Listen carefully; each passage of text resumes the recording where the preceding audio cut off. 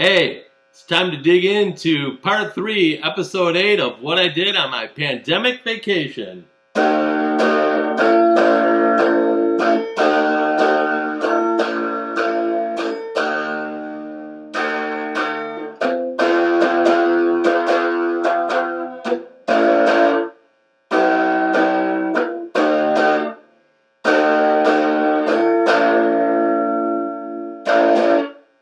Thank you.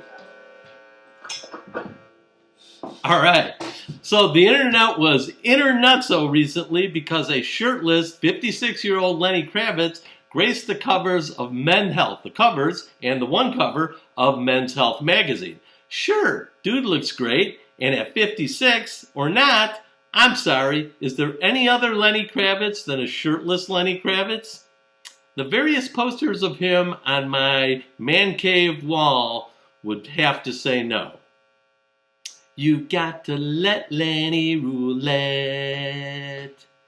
Lenny rule. And speaking of rules, why would I allow the debate commission to change the rules for the second or third debate when I easily won the first one, with both hands tied behind my back, blindfolded, rubbed with cocoa butter and jojoba, inverted on a gurney and nipple clamped with rubber kilts on? Oh, wait, that's how I performed on a completely platonic rendezvous with Stormy Daniels when we were scrapbooking and watching the 700 Club. Yes, I believe. What?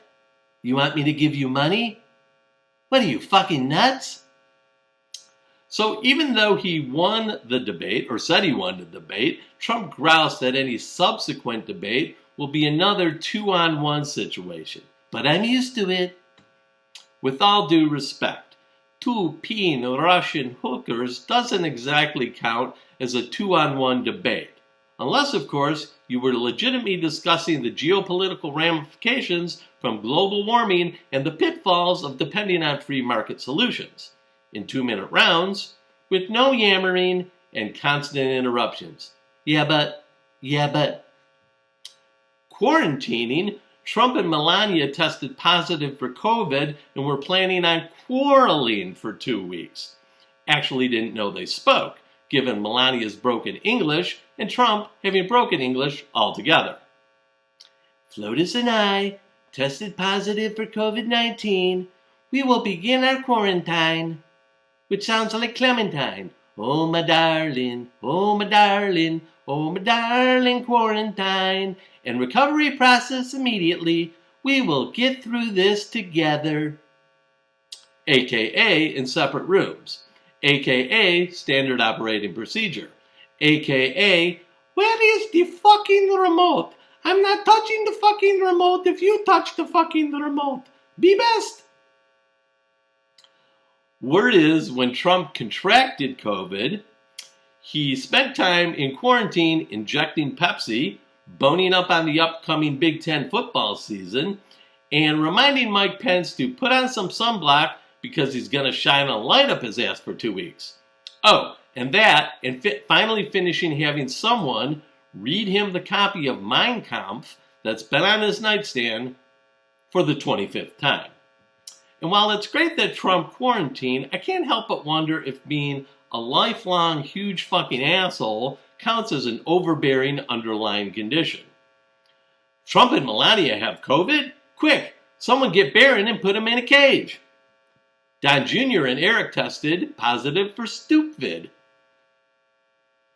An Irish court recently ruled that Subway subs bread is not bread. The court said about the bread that the U.S. changed the rules do not meet the definition of bread or staple food and is actually cake. Subsequently, a Spanish court in Madrid ruled also that their chicken has been determined to be el gato, meow fresh. RNC chairwoman Ronna Romney McDaniel also tested positive for COVID, and while her symptoms were mild, there was still cause for concern about her uncontrollable twisting of facts, duplicity, hypocrisy, disingenuous earnestness, and general disturbing malaise of shit for brains and losing her voice. The president of Notre Dame tested positive for COVID-19. Father John Jenkins attended the White House Supreme Court nominee announcement and was observed shaking hands and not wearing a mask. No word on the status of the leprechaun, Touchdown Jesus, or Rudy. Look for Father Jenkins' new self-help book, Why Bad Viruses Happen to Such Good Republicans.